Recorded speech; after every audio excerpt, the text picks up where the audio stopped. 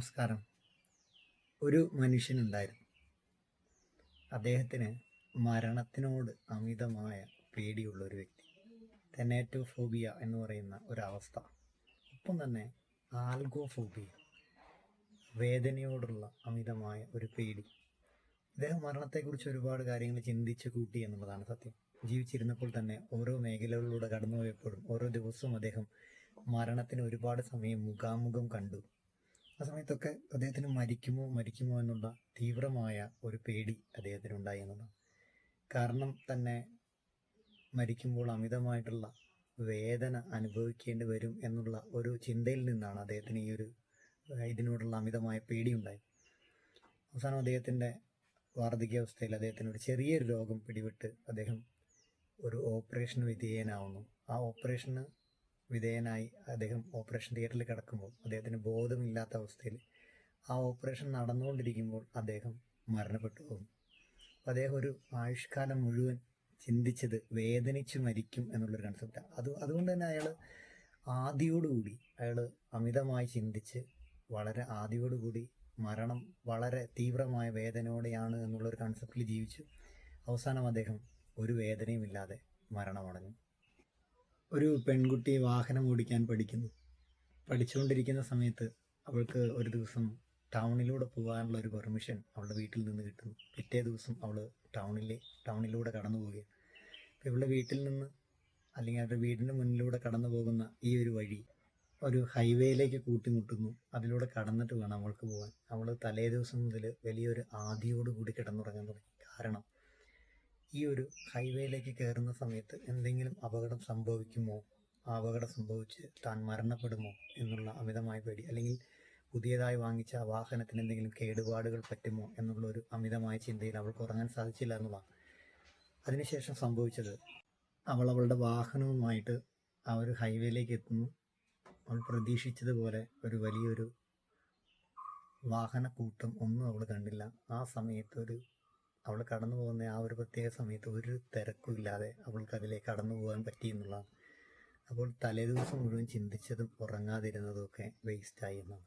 ഇതുപോലെ പഠിക്കാൻ വേണ്ടി ബുക്ക് എടുക്കുമ്പോൾ തോറ്റു പോകുമോ എന്നുള്ള സംശയം മൂലം പഠിക്കാൻ പറ്റാത്ത ആളുകൾ, ഒപ്പം തന്നെ വിവാഹം കഴിച്ചു കഴിഞ്ഞാൽ എന്തെങ്കിലും പ്രശ്നങ്ങൾ ഉണ്ടാകുമോ എന്നോർത്ത് വിവാഹം കഴിക്കാൻ പേടിയുള്ള ആളുകൾ, സ്റ്റേജിൽ കയറി തൻ്റെ കലാപരിപാടികൾ അവതരിപ്പിക്കുമ്പോൾ ബാക്കിയുള്ളവർ എന്ത് വിചാരിക്കുമെന്ന് അമിതമായി ചിന്തിച്ച് കാട് കയറി അവരുടെ കലാവൈഭവങ്ങൾ പുറത്തെടുക്കാൻ പറ്റാതിരിക്കുന്ന ആളുകൾ. ഇതുപോലെ ഒരു വീഡിയോ ഇറക്കുമ്പോൾ അയൽവാസികൾ അല്ലെങ്കിൽ അടുത്തുള്ള ആളുകൾ അല്ലെങ്കിൽ പരിചയക്കാർ അല്ലെങ്കിൽ കുടുംബക്കാർ എന്ത് വിചാരിക്കുമെന്ന് അമിതമായി ചിന്തിച്ച് വീഡിയോ ഇറക്കാതെ ഇരിക്കുന്ന ആളുകൾ.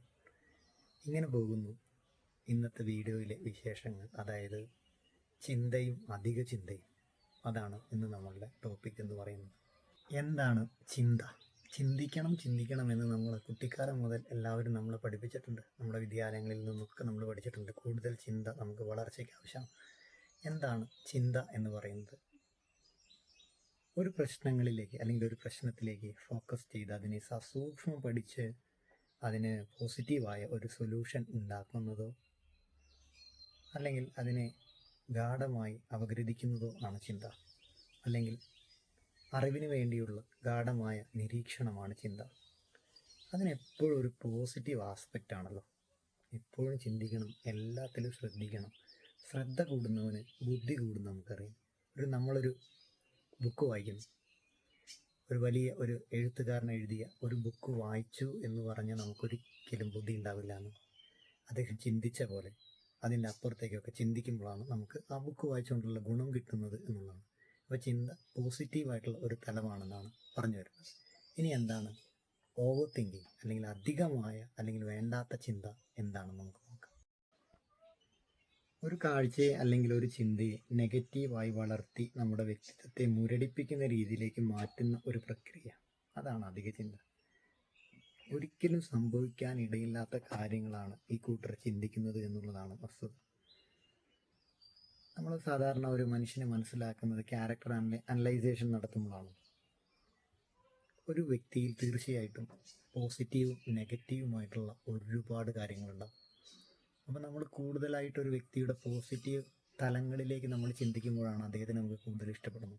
ഏതൊരു വ്യക്തിയുടെയും നെഗറ്റീവ് ആസ്പെക്റ്റിലേക്ക് നമുക്ക് നോക്കിക്കഴിഞ്ഞ് കഴിഞ്ഞാൽ തീർച്ചയായിട്ടും ആ വ്യക്തി ഒരിക്കലും സ്നേഹിക്കാനോ ഇഷ്ടപ്പെടാനോ പറ്റത്തില്ല.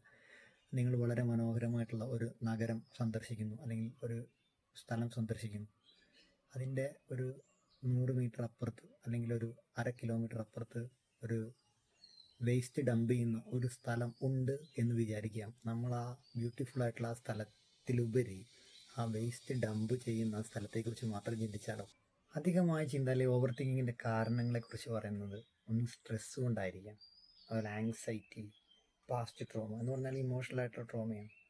ഡിപ്രഷൻ ആവാം, ജീവിതത്തിൽ സംഭവിച്ചിരിക്കുന്ന ചില മാറ്റങ്ങൾ, പ്രത്യേകിച്ച് ഒരു ജോലിയിൽ നിന്ന് മാറി കുറച്ച് കഠിനമായ ഒരു ജോലിയിലേക്ക് പ്രവേശിക്കുന്നു, അല്ലെങ്കിൽ ബ്രോക്കൺ റിലേഷൻഷിപ്സ്, വ്യക്തിബന്ധങ്ങളിൽ വരുന്ന വിള്ളലുകൾ അല്ലെങ്കിൽ തകർച്ചകൾ അല്ലെങ്കിൽ മരണങ്ങൾ, അതുപോലെ തന്നെ പേടി കൊണ്ട് ഓവർ തിങ്കിങ് ഉണ്ടാവാൻ സാധ്യതയുണ്ട് എന്നുള്ളതാണ്. അല്ലെങ്കിൽ ലോ സെൽഫ് എസ്റ്റീം എന്ന് പറയുന്ന ഒരു കാരണം എന്നൊക്കെ. ഇനി നമുക്ക് ഓവർ തിങ്കിങ്ങിൻ്റെ അനന്തരഫലങ്ങൾ എന്തൊക്കെയാണെന്നാണ് പറയുന്നത്. ഈ അധികമായ ചിന്ത പലപ്പോഴും ബന്ധങ്ങളെ ബാധിക്കും, അതേപോലെ തന്നെ മാനസിക ആരോഗ്യത്തെ ബാധിക്കും, തീരുമാനങ്ങൾ എടുക്കാനുള്ള കഴിവിനെ ബാധിക്കും. നമ്മളൊരു ഹോട്ടലിൽ കയറുന്നു, നമ്മളിങ്ങനെ ചിന്തിക്കുന്നു ആ ഹോട്ടലിലെ ടാങ്ക് കഴുകിയിട്ട് എത്ര കാലമായി എന്ന് ചിന്തിച്ചാൽ തീർച്ചയായിട്ടും അവിടെ നിന്നല്ല ഒരു ഹോട്ടലിൽ നിന്ന് ഭക്ഷണം കഴിക്കാൻ പറ്റില്ല എന്നുള്ളതാണ്. അപ്പോൾ ഇങ്ങനെ നമ്മുടെ ദൈനംദിനമായ എല്ലാ പ്രവർത്തനങ്ങളെയും ബാധിക്കും എന്നുള്ളത് വലിയൊരു അനന്തരഫലം തന്നെയാണ്. എങ്ങനെ നമുക്ക് അധികമായ ചിന്തകൾ ഒഴിവാക്കാം? എന്തിലാണോ ഏറ്റവും കൂടുതൽ നേരം നമ്മൾ കളയുന്നത് അത് ഒഴിവാക്കാൻ പല ആഡിക്ഷൻസാണ് നമുക്കുള്ളത്. അത് മൊബൈൽ ഫോണിനോടാവും. മൊബൈൽ ഫോൺ എന്ന് പറയുന്നത് ഒരു ആഡിക്ഷൻ ആണെന്നല്ല പറയും. അതിനകത്ത് ചിലപ്പോൾ നമ്മൾ ഏതെങ്കിലും ഒരു മേഖലയിൽ പ്രത്യേകിച്ച് ഒരുപാട് സമയം കളയുന്നുണ്ടെങ്കിൽ പ്രയോജനപ്പെടുത്തുന്ന രീതിയുണ്ട്. കുറേ വീഡിയോസൊക്കെ ഉണ്ട്. നമ്മൾ അറിവ് സമ്പാദിക്കുന്നുണ്ടെങ്കിൽ അത് പ്രയോജനപ്പെടുത്തലാണ്. അല്ലാതെ നമ്മുടെ നേരം കളയുന്നുവെങ്കിൽ അതൊരു ആഡിക്ഷനാണ്. അത് നമ്മൾ ഒഴിവാക്കിയേ പറ്റൂ എന്നുള്ളതാണ്. ഒരു പോസിറ്റീവായ വിമർശന മനോഭാവം നമ്മൾ ഉണ്ടാക്കണം എന്നുള്ളതാണ്. എന്തൊരു കാര്യത്തിനും ആരെ പരിചയപ്പെടുമ്പോഴും ഒക്കെ. അതേപോലെ തന്നെ നമ്മുടെ വ്യക്തിത്വത്തെ ബഹുമാനിക്കണം. നമ്മൾ തീർച്ചയായിട്ടും ഓവർ തിങ്കിങ് നടത്തുന്ന സമയത്തൊക്കെ നമ്മുടെ വ്യക്തിത്വത്തിന് പലപ്പോഴും മുറിവുകൾ ഏൽക്കുന്നുണ്ടെന്നുള്ളതാണ്, പ്രത്യേകിച്ച് നമ്മുടെ മനസ്സിന്. അതേപോലെ തന്നെ സ്വയം നിയന്ത്രിക്കാൻ ശീലിക്കണം എന്നുള്ളതാണ്. 1000 യുദ്ധങ്ങളിൽ ജയിക്കുന്നവനല്ലല്ലോ സ്വന്തം മനസ്സിനെ കീഴടക്കുന്നവനാണല്ലോ യഥാർത്ഥ വിജയി. ഇതൊന്നും കൊണ്ട് നമ്മുടെ ചിന്ത കൊണ്ടും നമ്മുടെ ശീലം കൊണ്ടൊന്നും കയ്യിൽ നിൽക്കുന്നെങ്കിൽ പ്രത്യേകിച്ച് ഒരു കോഗ്നിറ്റീവ് ബിഹേവിയറൽ തെറാപ്പിസ്റ്റ് അല്ലെങ്കിൽ നമ്മുടെ ഒരു സൈക്കോളജിസ്റ്റിൻ്റെ അടുത്ത് പോകുന്നതാണ് ഏറ്റവും ഭേദം എന്നുള്ളതാണ്. തിങ്കിങ് നല്ലതാണ്, ഓവർ തിങ്കിങ് ആണ് പ്രശ്നം. അത് പലപ്പോഴും നമ്മുടെ മനസ്സിനെ മുറിക്കുന്നുവെന്ന് നമ്മൾ നേരത്തെ പറഞ്ഞല്ലോ. ഒരു ആരോഗ്യ മാസികയുടെ കവറിൽ എഴുതിയിരിക്കുന്നു, ക്യാൻസർ കേരളത്തിൽ ഒരുപാട് വളർന്നുകൊണ്ടിരിക്കുന്നു അല്ലെങ്കിൽ കൂടിക്കൊണ്ടിരിക്കുന്നു എന്നുള്ളത്. പക്ഷെ നമ്മൾ വീട്ടിൽ ചെന്ന് നോക്കുമ്പോൾ നമ്മുടെ കയ്യിലോ കാലിലോ എവിടെയോ ഒരു കുഞ്ഞൊരു കുരു. ചില ആളുകൾ ആ കുരുവിനെ മനസ്സിലിട്ട് താലോലിച്ച് ആ കുരുവിനെ വളർത്തി വലുതാക്കി ഒരു ട്യൂമറിലെത്തിച്ച് അവരുടെ മനസ്സിൽ അവർ മരണപ്പെടുന്നു. പിറ്റേ ദിവസം അല്ലെങ്കിൽ അതിൻ്റെ പിറ്റേ ദിവസം രാവിലെ നോക്കുമ്പോൾ ശരീരത്തിൽ അങ്ങനെ ഒരു കുരു പോലും ഇല്ല എന്നുള്ളതാണ് റിയാലിറ്റി.